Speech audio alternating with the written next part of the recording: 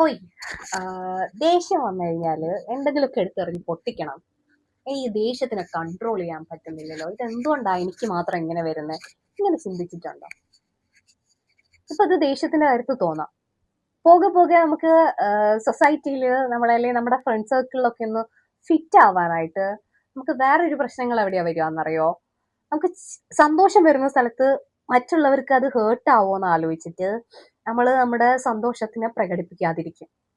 അതേപോലെ സങ്കടം വരുമ്പം കരയാതിരിക്കും. ഇനി കരഞ്ഞു കഴിഞ്ഞിട്ട് അതൊരു പ്രശ്നമായാലോ.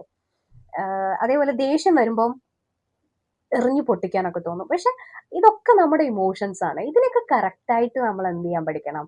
ഒന്ന് അഡ്രസ്സ് ചെയ്യാനായിട്ട് പഠിക്കണം. എങ്ങനെയാന്നല്ലേ? ഇപ്പം ദേഷ്യം വരുക എന്ന് പറയുന്നത് നമ്മുടെ ഒരു ഇമോഷൻ. എടുത്തെറിഞ്ഞു പൊട്ടിക്കുക എന്നുള്ളത് നമ്മുടെ തീരുമാനം അല്ലേ? അതേപോലെ സന്തോഷം വരുമ്പം നമുക്ക് ചിരിക്കാൻ പറ്റണം. നിങ്ങൾക്ക് സന്തോഷം ഉണ്ടെങ്കിൽ നിങ്ങൾക്ക് ചിരിക്കാൻ പറ്റണം. അത് വേറൊരാൾക്ക് അത് ഹേർട്ട് ആവുമെന്ന് ആലോചിച്ചിട്ട് ചിരിക്കാൻ വിട്ടുപോയി കഴിഞ്ഞാൽ നമ്മുടെ സന്തോഷമാണ് അവിടെ ഇല്ലാണ്ടാവുക. അപ്പോൾ അതേപോലെ നിങ്ങൾ ദേഷ്യപ്പെടുന്ന പോലെ അല്ലെങ്കിൽ നിങ്ങൾ കരയുന്ന പോലെ നിങ്ങൾ ചിരിക്കുന്ന പോലെ ഇതൊക്കെ ചിരിക്കാനായിട്ട് നമുക്ക് ഒരാൾക്കേ പറ്റുള്ളൂ. ഈ ലോകത്ത് നമ്മളെ പോലെ നമ്മൾ മാത്രമേ ഉള്ളൂ. വേറെ ഒരാൾക്ക് നമ്മളാവാനായിട്ട് പറ്റത്തില്ല. അപ്പൊ ഈ നിങ്ങളുടെ ഇമോഷൻസിനെ ഈ പറയുന്ന പോലെ ഒന്ന് റെഗുലേറ്റ് ചെയ്യാൻ പഠിക്കുക. ഇമോഷനെ റെഗുലേറ്റ് ചെയ്യാന്ന് പറയുമ്പം ഫോർ എക്സാമ്പിൾ നമ്മളെ വീടിന്റെ ഒരു റൂം, ആ റൂമിനകത്തേക്ക് കയറി ചെല്ലുമ്പോൾ ഒരു ഫാനൊക്കെ ഇട്ട് വെച്ചിട്ടുണ്ട്, ഭയങ്കര തണുപ്പായിട്ടുള്ള ടെമ്പറേച്ചർ.